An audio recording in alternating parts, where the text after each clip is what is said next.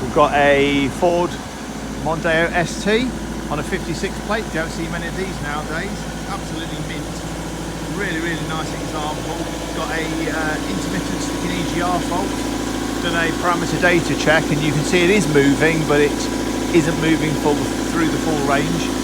The owner, Richard, has seen our Hydroflow videos on social media and on YouTube, and has put his car in for a Hydroflow treatment, which we're completing as we speak.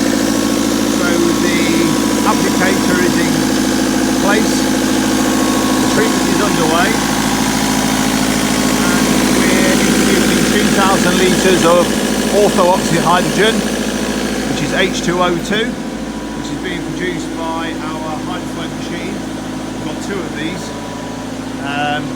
The process takes just over an hour to do, and when we finish this, we'll re-evaluate the vehicle and see if we've hit the mark.